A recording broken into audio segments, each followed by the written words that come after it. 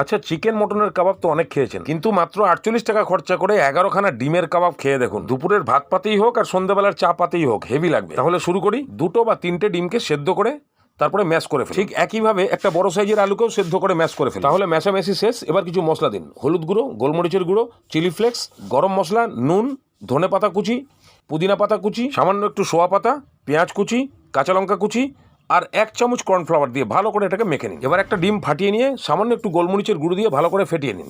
এবার 2 হাতের তালুতে অল্প একটু তেল মাখিয়ে নিয়ে ডিম আলু ভাতে মাখার থেকে একটুখানি নিন, সামান্য একটু গোল করে চ্যাপটা করে সামি কাবাবের শেপ দিয়ে দিন। এইভাবে সবগুলোকে রেডি করুন। বাস এবার আর কি, একটা করে ধরুন আর ডিমের লেইতে ভালো করে চোবান আর গরম প্যানে ফেলে দিন।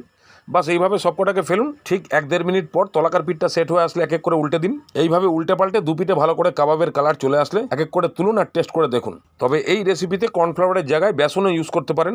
বেসন দিলে টেস্ট আরেকটু ভালো হয়। আপনারা দুরকমভাবেই ট্রাই করবেন, যেটা আপনাদের ভালো লাগে।